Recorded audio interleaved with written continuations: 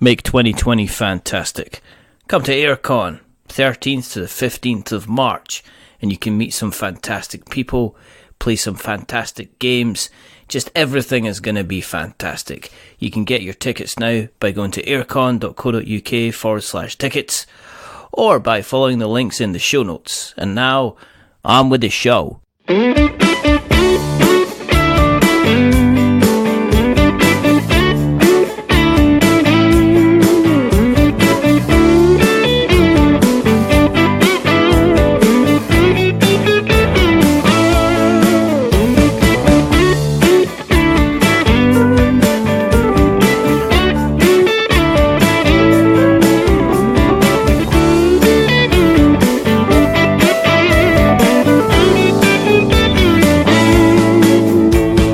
Hello and welcome to another episode of We're Not Wizards. My name's Richard. I'll be your host for January.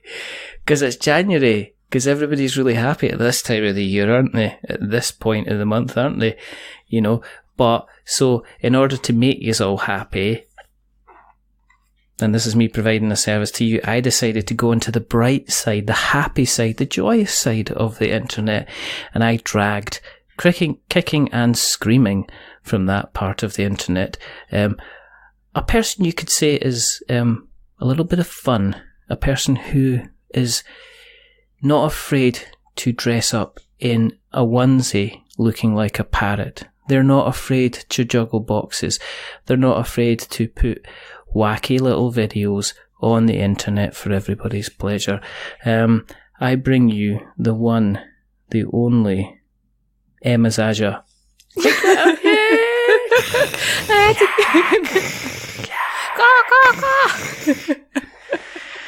Anyway. Hi. Hi. I tried so hard not to burst into laughter while you were describing everything. That's pretty good. I'm quite glad you did that, because these intros, they can't be repeated. Because every time I do an intro, I've got to do a completely new one.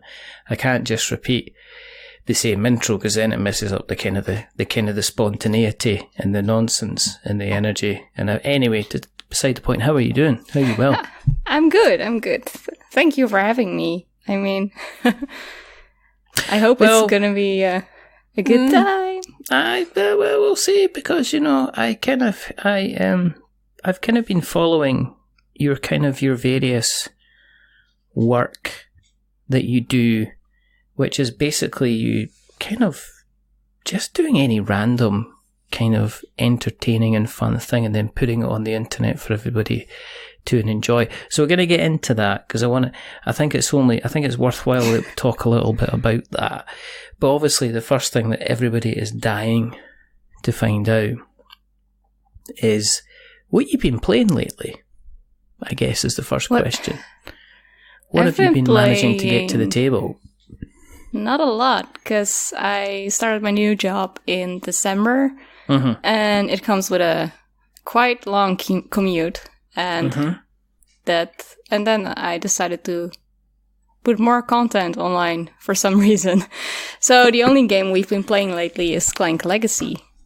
Oh, right, okay. Yeah. I've been hearing a lot about. I played Clank. I think I played Clank a couple of times, and it was entertaining. It was fun.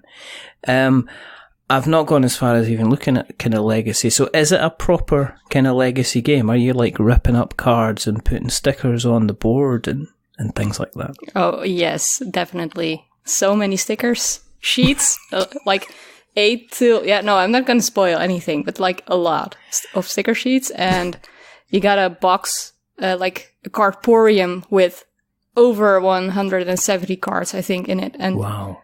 Those will involve contracts that you have to tear up if you complete or don't complete them.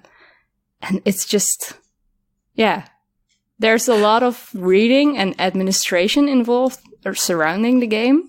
Yeah. So you have the introduction text, and then you have to maybe get some stickers out of a sheet, or have to... Yeah, there's a lot of things going on, but it's not as stressful as other Legacy games I've played. So it's it's a long journey to play a game, but it's worthwhile. Have you played like the Pandemic legacy games then as well? And before? Only season 1, and I kind of stopped playing that because I got too stressed out playing. Really? I was like, just running about the apartment going, nobody else can die. And I'm nobody else should die. Yes, please basically. don't let them die. Oh, we've got to march and it's all gone apart. Oh no. We had like a perfect first month, and then things started happening, and I was like, oh, but I don't want to mess this board up. And we cannot destroy legacy bits, so we always put them underneath the insert.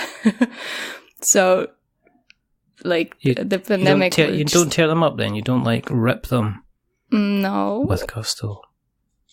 I must admit I'd be the same, because I would be worried. The thing I'm worried about legacy games is my own competence in playing them, in that I would be the type of person... I have been the type of person in the past that even in a non-legacy game, I've played a game like 2 or 3 times, and then somebody's come along after me and went, you do realise that you're not meant to do that in the rules. It happened. I think the best thing happened was, and the most embarrassing thing happened was, I think it was Viticulture, when, you know how you put out your fields of grapes, vines to grow, yeah? And I kind of misread the rule wrong, so every time I kind of produced grapes, I was also removing the card off the field as well, and I was wondering how I could never ever get enough grapes to put the wine together until one of my children at the time kind of was looking, I just want to check this rule, this doesn't seem right, and they said you've been playing it wrong. So I felt stupid. So that's gone on. I mean, I had the same idea. Well, when we played last, I was like, oh wait, do we have to remove these after making the wine? And then, so you're not the only one who thinks it just that. wasn't. Yeah, and then somebody, and then I kind of checked, and then people were like, yeah, I wondered about that, how you're meant to, because obviously you move the beads down the track, and to represent as you're growing, kind of like the grapes and stuff like that. And I was always wondering, why am I going through a season and not able to grow enough grapes in order to get the wine kind of going? But now it kind of makes sense, and at the same time, I proved myself to be a kind of like a complete idiot. So that's a little bit of a sidestep, but that's one that kind of makes me worried about playing legacy games, which is why I would probably do what you do, which is to slip the card. Except with Clank Legacy, you kind of have to use all the stickers because it's basically necessary for the game. So you cannot not do that. So, but tearing up cards, that would just break my heart. Like, hear that ripping sound. It would feel good if it's a game I don't like. So maybe if we finish Pandemic, I will just rip up all the cards, even though we don't have to. That's why I want them to do a Terraforming Mars legacy game. Just except you can make your own terraforming. I would just open the box and just start ripping the cards, just ripping them, recording me ripping them on video, and also not going. If you play the game yet, no, still not played. Yeah, that kind of thing. You go right up to the microphone and go, "I'm going to rip some cards today. Join me." That kind of nonsense. So, do you still? Because I know a lot of people, once they get into legacy games, they really, really like them, and they kind of look around. You played kind of Pandemic. Have you got other games you've been playing recently, or are you kind of like, I'm kind of enjoying the legacy kind of Clank stuff, and I'm just kind of sticking with that for just now? Well, we're almost through with the game, so we're almost finished. Wow. Because it's been one of the, I keep saying, oh, I want to play Clank because it's nice feeling. It's a nice feeling game, but also light enough for me to not think too much. Mm-hmm. But I just received Isle of Cats today, so did you? Yes, so I'm really excited to open that up. And I haven't even punched anything because I came home, I had dinner, sat down and have this lovely chat. So what you're doing is you're blaming me for not not being able, not allowing yourself to even start punching. I mean, if you wanted to, we could do like an ASMR episode right now. Now. I mean, you could just go and get the board game and start punching it out while you're talking. You don't. She says, "Away, they're away. They've gone. They're not coming back until they get there." It's like, you're not meant to punch the Isle of Cats game away from the microphone, because otherwise I'm just left here talking like a spare muppet. I know Frank quite well. I've known Frank. Frank is he's a lovely guy, and I'm absolutely delighted with all the success he's has. And I did remember posting on the Isle of Cats Facebook group just saying dogs are better, and some people took it really, really seriously. Like I'd besmirched their cats, like I'd gone into their house and flicked their actual cat on the nose. What I have been enjoying it, I don't know if you've been seeing it, if you're on the Facebook group, is if you've seen the various pictures of cats inside the lids of boxes of Isle of Cats. I think he's been posting them on Twitter as well, because I've seen some pictures of them. Yeah. Yes. I came home and I knew the package was going to be here, and I was like, okay, I'm going to do an unboxing video, but then jump cut into having an actual cat in the box and missing out on the aisle. But I messed up the recording. You're just ruining it. Have you got a cat? The jump cut didn't work, so... Because probably the cat jumped out the box. Have you got a cat? I got 2 cats. Oh, have you? What are they called? Sparky and Zeus. So, lightning themed. Lightning themed. Kind of one of them is a god. They already had their names when we adopted them. So. Ah, right. Oh, like rescue cats then? Yeah. So you got them from a rescue centre. That's pretty cool. Yeah, there weren't like what do you mean? Say like living on the streets. They had a previous owner, but she couldn't take care of them anymore. So we actually met her while we picked them up, because we went over to look at them, and she was. We said, "Oh, we're coming here to look at Sparky and Zeus," and then the lady next to us started crying because she was there to say goodbye to them. It was so heartbreaking. Did you not turn around and go, "And we're going to take a lot better care of them than you did"? Oh, no. They're going to have their own bed. We're going to treat them like, like they're our own children, basically. Ha ha ha. I wouldn't have done that. That would have been quite nasty. I can imagine kind of like... She was already crying, Richard. Come on. Oh my goodness. You can go for the actual breathing sobs. The ones where they go... She was close already. The kind of almost kind of close to having some kind of asthma attack going on. That sounds really, really cool, and it's actually displaying some of my real character. But I guess there you go. So, is the Isle of Cats? It sounds like the Isle of Cats box is a serious size of a box. It sounds like quite big. Yeah. Is it? And you still not opened it? Yeah, I opened it very, I lifted up the lid, I touched the cloth bag, and I touched the meeples, and then I had to have dinner. Yes. So I had to put it all back. Because you had to speak to some idiot on the end of a phone. I mean, I never said idiot, so... I did. I mean, and let's face it, you're all thinking it out there as well, you gorgeous people.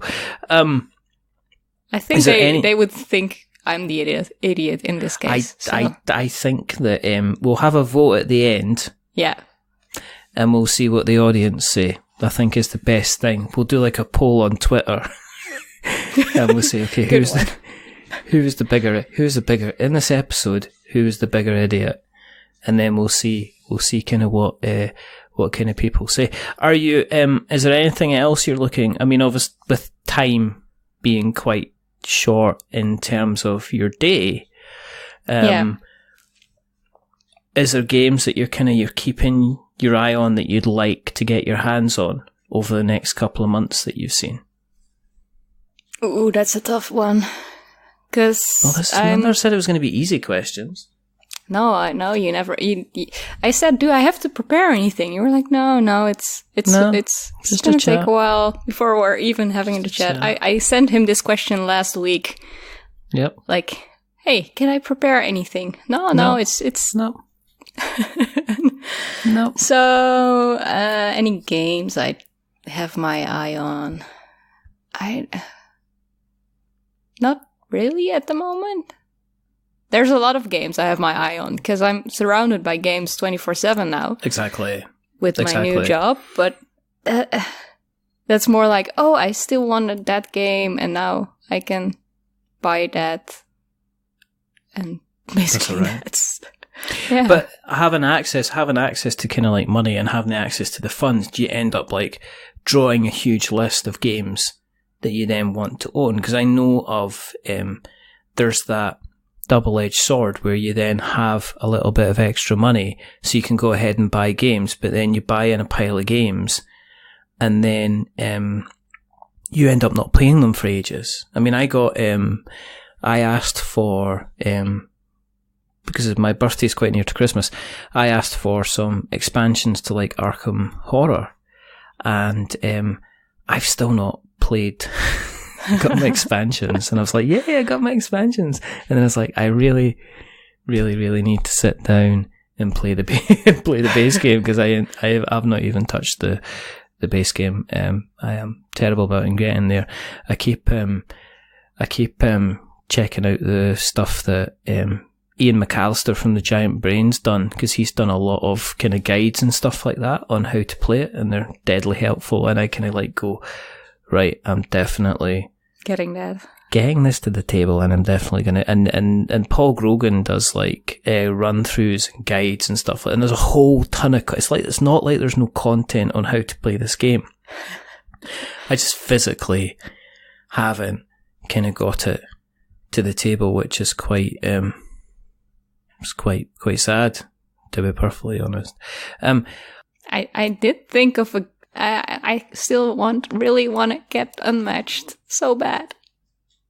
Unmatched is so good. Really? Yeah, I really liked it. I've not played it. So I want I've not played it. I've not had a chance to even look at it. But there's so many. Is it not one of these games where it's like there's so many different kind of packs and components and stuff like that as well? It's like you can get different kind of figures and players and stuff like that. Yeah, you can get like the Robin Hood versus Bigfoot separately from the normal pack, and you can combine them. But I really would like the Sherlock one they're coming out with soon. Oh, you're a Sherlock Holmes fan? I think it's Sherlock Holmes, Jack the Ripper, Invisible Man, and another person. Well, that would be cool. Because it just basically, it puts different people against different people, doesn't it? So you've got like Alice of Wonderland can be up against like the Medusa. Yeah, that's in the basic pack, yeah. Oh, right. Okay. When did you play it? I played it in November in Berlin with Kelvin when we stayed at Pierre's house. Oh, okay. Yes. Was it good fun? It says that you enjoyed it. It was so much fun. I beat him. I've told the story so many times already, but I beat Kelvin's Jabberwocky in the first turn because I had such luck with my cards. And he played a lower defense card, so his Jabberwocky was all gone after the first turn. Yeah. He would have been delighted with that then. He would have been absolutely... He was like, so happy. I underestimated this. Whoops. Guess I'll go home now. Thanks for that. Yeah. No, you said you thought a game. I was jumping out. I was asking another question, but I really should. Yeah, if we have a big collection, right? Yes. Yes. Well, I see my partner's collection as part of my collection because we live together, and I think that makes it our collection. He has a lot of games. I gathered some games, but he's the one that buys most of them. So yeah, I have a lot of unplayed games because I just entered the relationship with maybe 1 or 2 games and gain a lot of them instantly. It's like what first attracted you to the multiple board game collector? I mean, you have to have at least more board games than I do. No, just kidding. It's like, he's a keeper. Definitely. Yeah. But is that kind of part of your relaxing routine then, that you say, let's, if nothing exciting's on the TV? Yeah, we play board games then. Just play board games. That sounds amazing.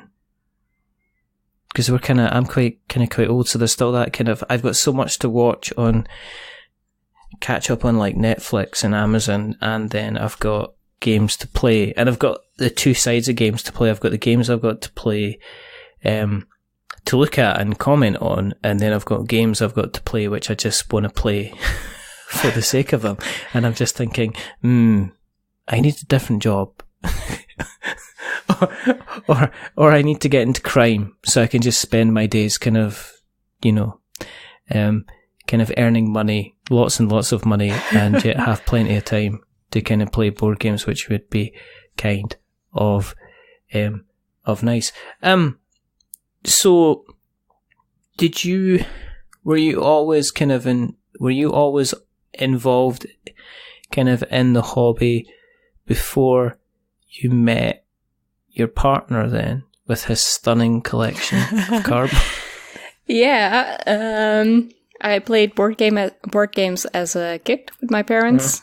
More forced like to play board games because we're gonna play a game now. You have to participate. So no, but we played games like Bonanza or Tichu or Citadels. We brought that along on holidays when we would go camping.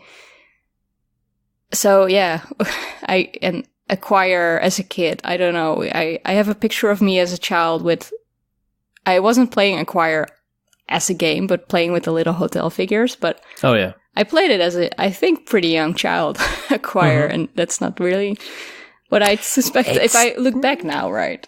It's not probably entirely gateway or kind of introduction. I mean, you could have been an advanced child. I mean, you might have looked at the rules and went, this is easy. Look, douche, douche, douche, douche, douche, and win. Yeah, maybe. Kind of thing. It might be one of those things at the time. Did you keep your interest in tabletop then, or did you do what a lot of people do, which is to drift away and then come back in again? I definitely drifted away. But I'm a big drifter. I drift to a lot of things because I then went full into... I don't want to know. I did some video editing on a Saturday after school for a while. So I learned how to edit videos, shoot videos. So I made a lot of horrible videos back then as well. So that took my interest, and I was like, maybe I want to study video. But I was like, I'm scared of making my hobby my job. So I started studying communication. Oh, right. And back then I was full into video games, so I could, in this study, you can choose different paths you can go to. So it was like movies or video games or events.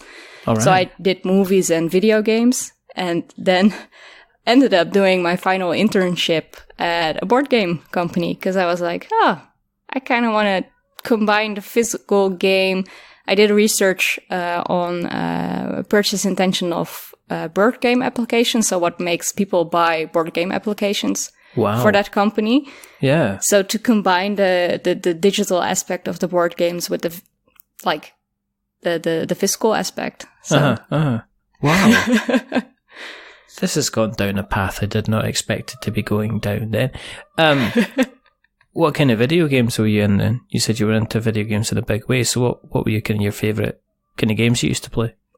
I love Portal, so That's I played a a good lot shout. of Portal, and back then I played a lot of League of Legends with my friends, because you would just spend the night chatting on Skype and playing game online. Yeah. But also Civilization, I've played a lot, and Such a classic. yeah. I remember spending just literally days of my life kind of playing Civilization. I used to play Civilization on the PlayStation, the original kind of little PS1 it was called, but they called it P-Zone or something. It was like the really, really smaller version. And I remember playing it on that, and I remember it got to the point where I had my the empire that I built was so big that it literally took like 5-10 minutes for kind of the PlayStation to actually catch up. Every time I every time I did a turn, I just have to sit there and just wait while it kind of went through all the various different moves. So it kind of like took ages and ages and ages. But it was so lovely, those ages. It was nice because it wasn't like you could just put the controller down and you could go for like a 10-mile hike. To be honest, you could go for a walk, you could go out for dinner, you could go and run about the garden if you really, really want, and then you could come back and it was still halfway through kind of loading what was going to be doing for the kind of like the next kind of age. So you're doing your kind of your work placement internship, and you did your study. Was that for your degree then? The kind of the study that you did on board game application acquisition? Yeah, that was like my graduation project, like thesis, kind of. But my final graduation project, my assessment was you had to present like an experience in which you would prove all your all the things you've learned, and I created a board game for that. So I tried to I made it a pirate theme because I developed why not? I mean pirates. It's Same thing. It's brilliant. Yeah. No, I have like during the second year of your study, you had to present yourself as a concept, and I did a whole parrot theme. That's where it kind of went off with the parrot obsession again. So I thought like the parrot, it's the pirate's companion. So if I graduated now with my parrot companion, but I am now the pirate for some reason. And I made like there was 5 islands, and the 5th island was hidden underneath a lantern, and they had to enter the islands for cards with the information about the things I did. So the gameplay was horrible, but the experience was good enough. Was it a legacy game? Did people start ripping it up? I mean, I did in the end. It's all gone now. Is it? Did you No, not I still have the cards, but the board is gone. Really? Is that a regret that you kind of the board is away? Yeah. You didn't destroy the board though, did you? You didn't like kind of go, I'm glad I'm got rid of this. This is rubbish, this game. No, it was, I didn't have any more space for it. All right, okay. It was just like printed out like paper on an old cardboard board. Right. I don't even remember which game it was. All right, well that's fair enough. Yeah. So when you finished your studies, were you actively looking for a job within the kind of the video game, board game type space then? Because that sounds like you were fairly focused on kind of like tabletop and video games. Yeah, and my first job was in video games as well. Oh, right, okay. Yeah. I started customer support at a game company, and that evolved with some content management. So that basically, I did that for a year, I think, and then my contract didn't get renewed, so I was out of a job after that. Wow. That sucked, and then I spent like half year applying for all the jobs I could and getting rejected because I had basically no experience, because customer support, it's not the experience you needed for a communication job. Yeah. And then I worked at the post office, just sorting mail, because I had to do something. I was going crazy in the meantime. And then I ended up at another video game company at the end. And I did some sales and marketing there. And now I'm at a board game company doing marketing. So that's all right. Yeah. I take it you're not. I take it you're not naming the company. No. Yeah, we'll a lot of people know. Yeah. I'm all here right, for me, not for my company. Exactly. I'm not representing the company, not yet. No. If it changes and they're kind of like doing their latest game, you'll be tapping me on the shoulder and asking if you can come back on to talk a little bit about kind of here's the new game. Kickstarter. No. It's the new Kickstarter. That's all I get. Just people asking to come on and talk about their Kickstarter. It's not great. I don't mind. It's actually good fun. It's always like, it's speaking to people. I could talk about a Kickstarter and then just make one just for this show, but we could do. We could do. No. What game would it be though? I'm kind of intrigued now. It would be for the podcast, I think. Yeah. Maybe. Or the Parrot game. Making content. I mean, if the Dice Tower can kickstart a season of content, then I could maybe try. Let's talk about the content. Because you kind of came from nowhere to kind of just regularly churning out, producing these little bit of content, whether it be like little videos or just general little pieces of content here, there, and everywhere. Was it a conscious decision to do that? Did you just get up one morning and you went, today? Today is the day I start. Today is the day. Exactly. I shall show them my wares. Or was there was there a particular point you kind of went, no, I'm going to put something up there and see what happens? I recently looked back at the beginning, because in 2018 I tried posting some board game stuff, but that was more like for fun and not really original content or anything. But then I think it all started when we were watching the Shut Up and Sit Down live stream of Twilight Imperium 4 with No Pun Included last year. Mm-hmm. And I tweeted about it because we were watching it while playing a game you don't like.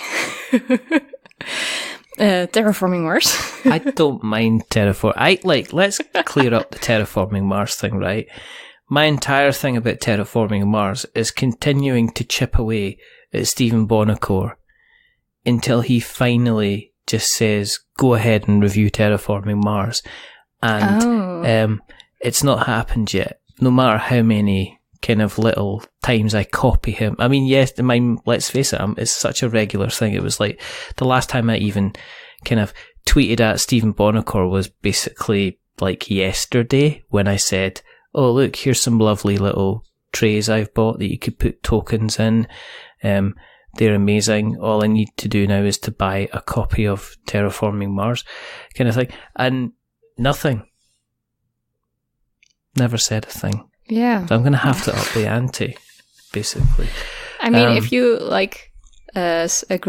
suggest the whole legacy thing, maybe they have to send you stuff. But they sell these really cheap knockoff copies on eBay that come from kind of dubious sources. So I'm always tempted to just buy one of them and just kind of let rip, basically on top of it. Anyway, this is not about me.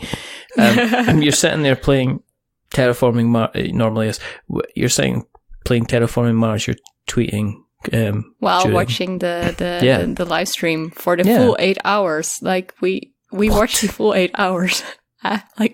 We cooked dinner in the meantime and had it on in the back, and we had it on for the full 8 hours they went on. And I tweeted about it, and they 8 hours. Yeah. But yeah. Wow. That's commitment in my hat. I doth my hat at thee. So you tweeted out and you were getting responses, yeah? Yeah, I mean, I basically got retweeted by them, and then other people started liking, and I was like, oh, okay, sure, I'll keep tweeting then about this. And then I posted some other things, but like the original thing, first I posted my profile picture because I was on my way home after work, and I was like, oh, I kind of want to do a profile picture. So I had an idea for my profile picture, and I came home and I was like, oh, I want to do this. And we set up a whole photo set, and he had like the softbox because he's really into photography. So I asked him for his help, and I posted that. And because I didn't really feel comfortable in my skin back then because I stopped wearing makeup. So I felt different than I normally was. I didn't wear that much makeup, but it's a big difference for me to see myself without mascara or with mascara.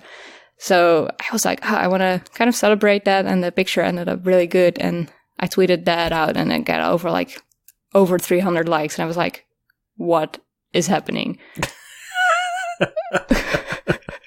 It's kind of strange when stuff like that happens.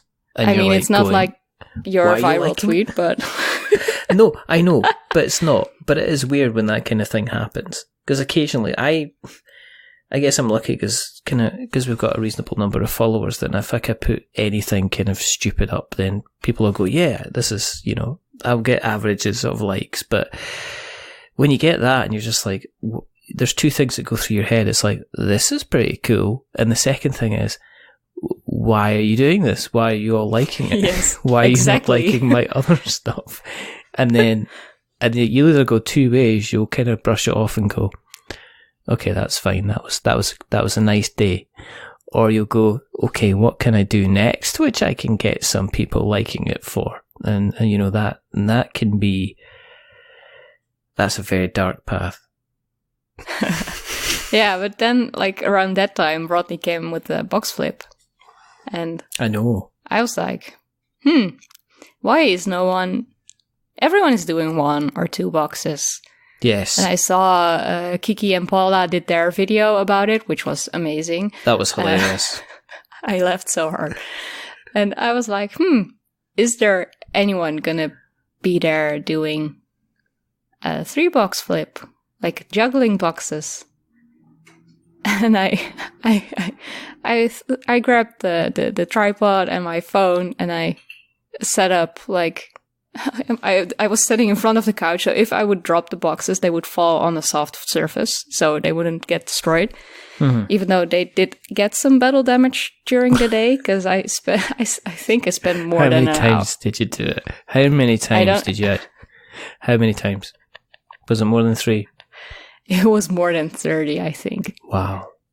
I think I have like footage for maybe an hour, maybe more. Did you take the stuff out? Did you take the stuff? I'm not judging you. I am. I'm not I'm definitely judging you.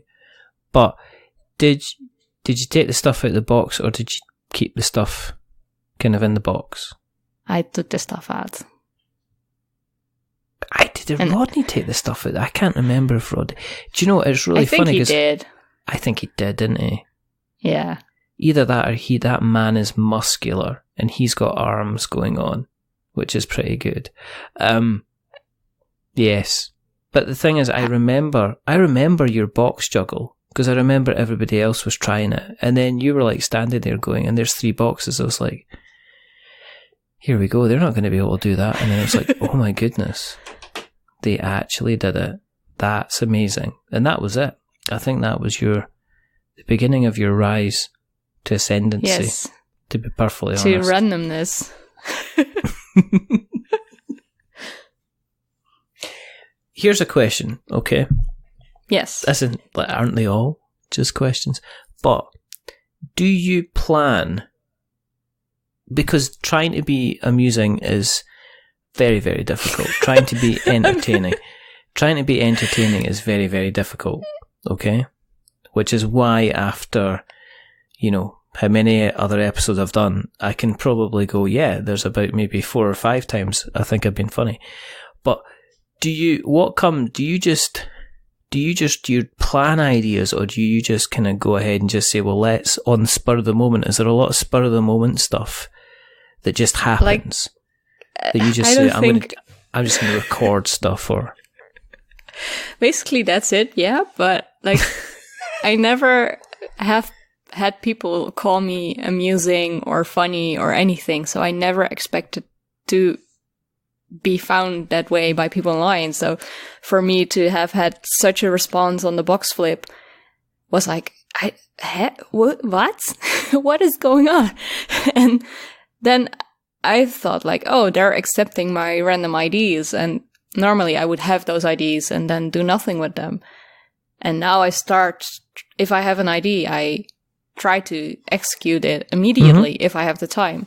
Yeah. So the GIF recreation thing that happened for some reason is because I woke up and I thought, oh, you know, the GIF with the little kid with the baseball cap on that is like, oh, shucks, so cute. I was like, okay, I want to try to make that. But then I was like, oh, I have a Parrot onesie and I really kind of want to throw in some crazy recreations as well and fit them in together with two normal ones. And then I just spent the afternoon filming that and editing and then posting that, because what I learned is that if I don't post it immediately, I would just keep tweaking and wait until it's perfect. And if you, that's my attitude. That's my attitude to editing stuff in general. Yeah, is that there's a lot of written reviews that I've posted out there that kind of like sometimes even kind of like 2 months later I'm going back in and saying, nah, well, that sentence just reads completely rubbish, so I'll just go back in.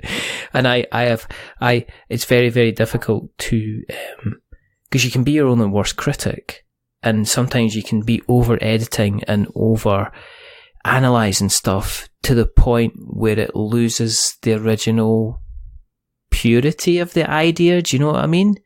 Yeah, definitely. You know, and yet sometimes it's just the best thing to do is to kind of like just as you do, just take a kind of an idea and run with it, which can sometimes work very well and sometimes doesn't. But that's the kind of the nature of it.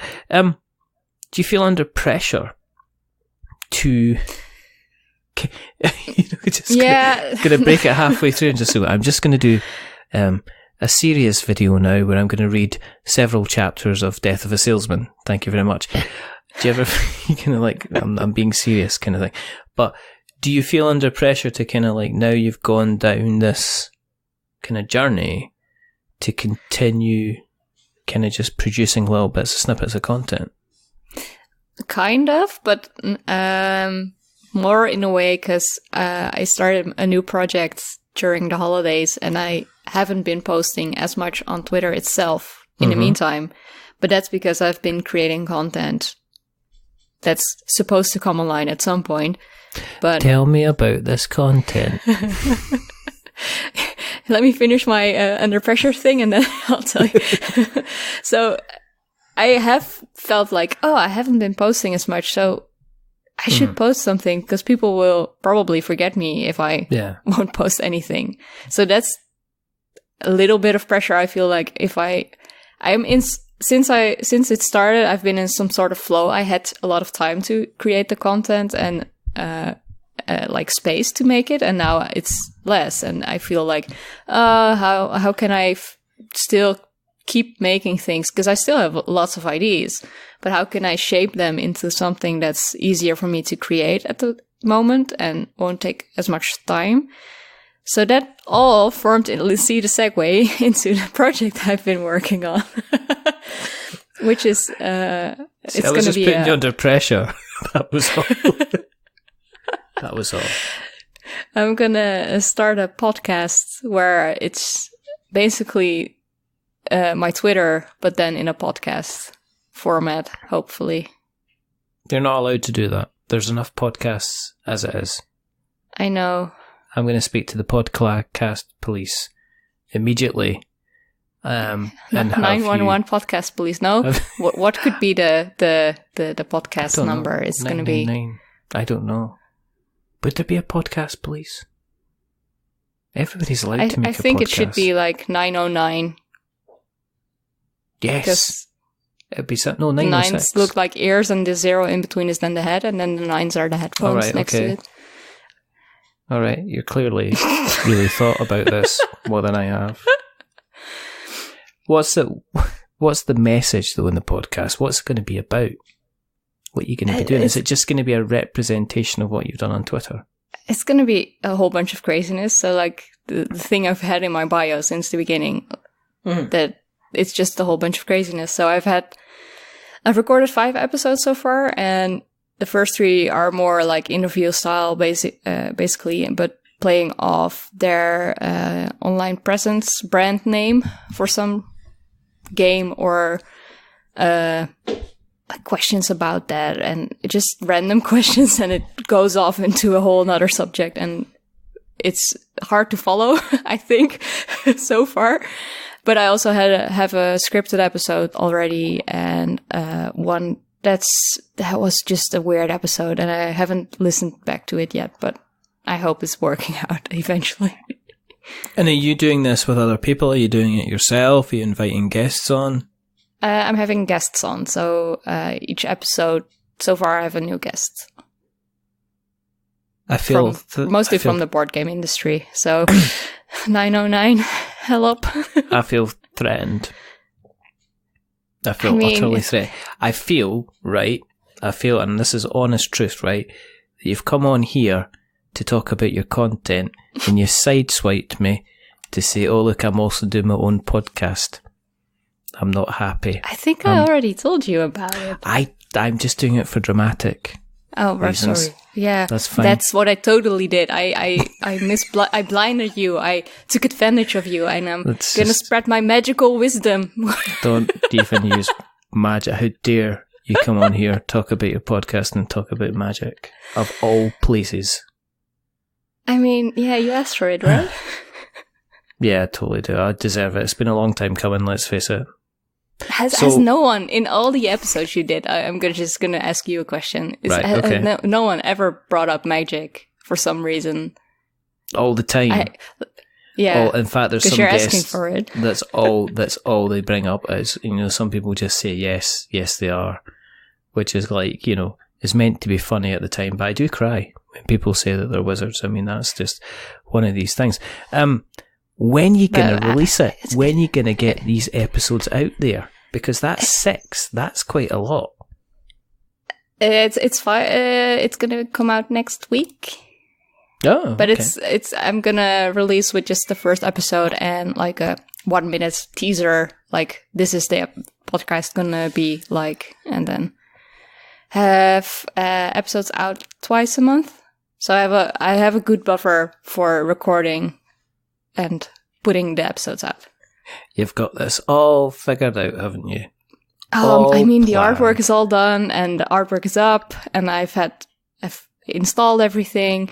The only thing I need to do is like figure out the Apple Podcast thing, but then I have to upload an episode first. Same for Spotify. Yes.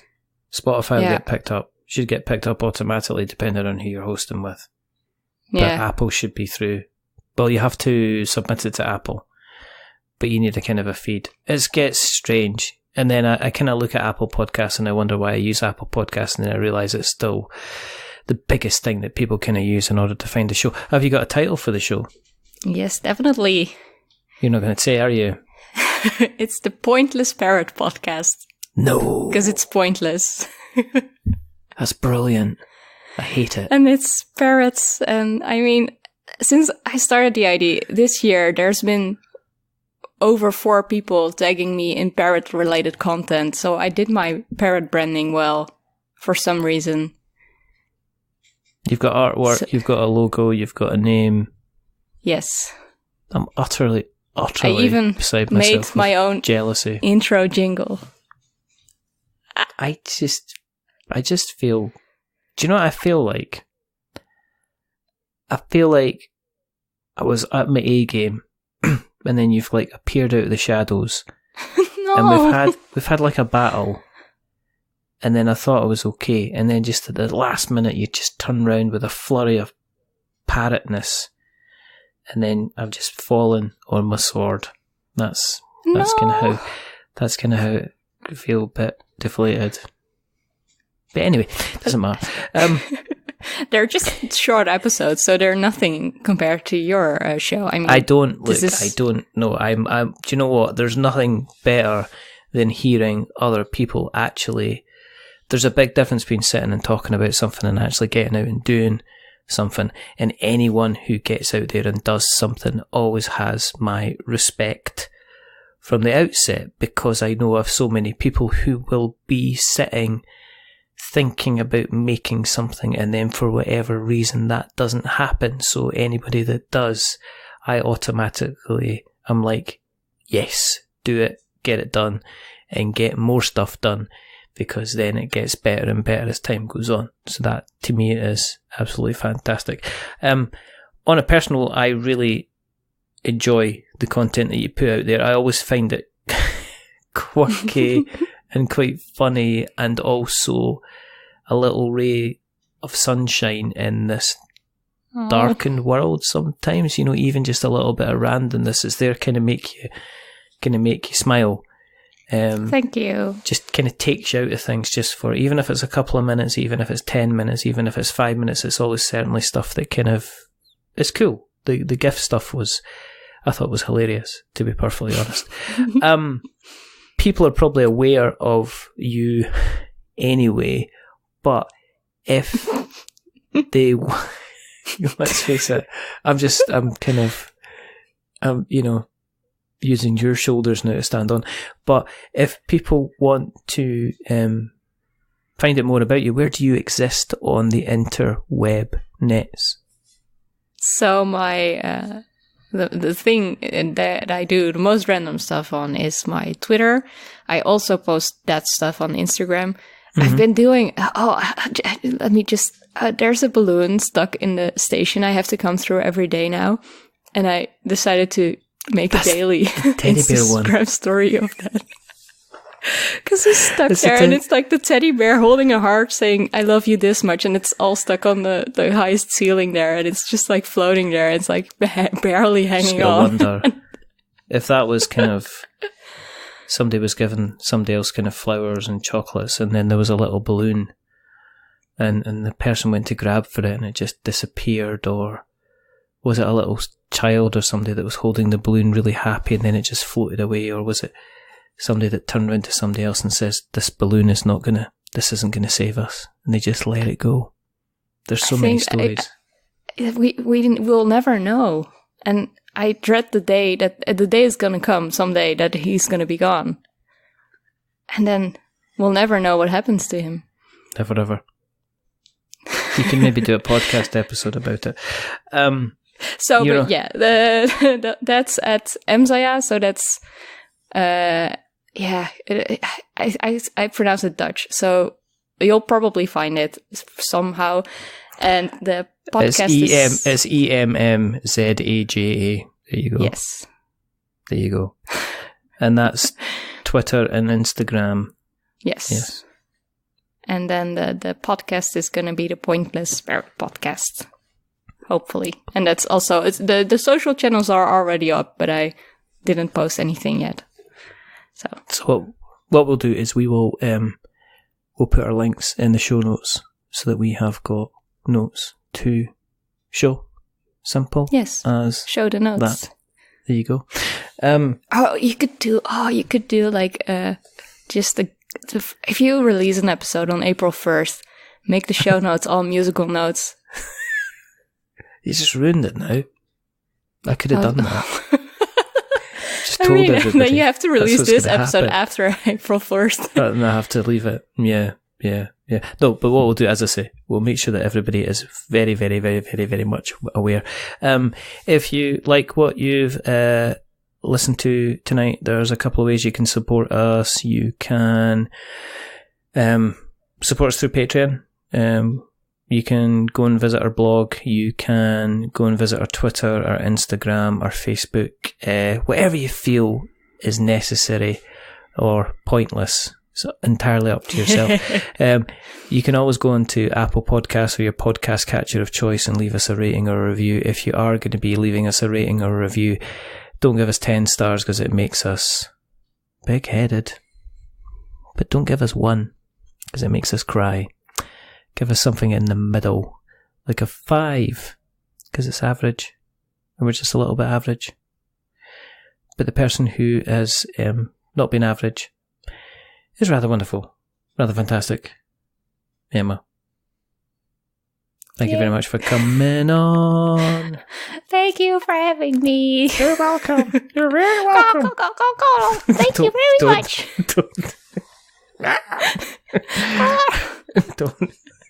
Don't. Yeah, no, do. It's fine. It's fine.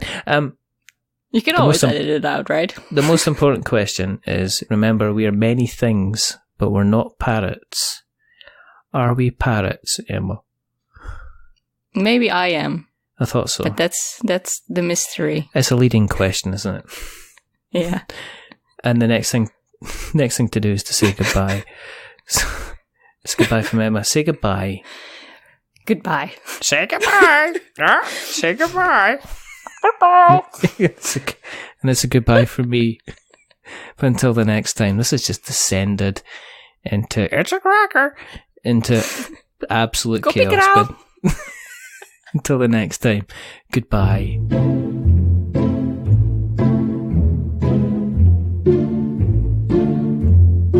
A wizard is never late.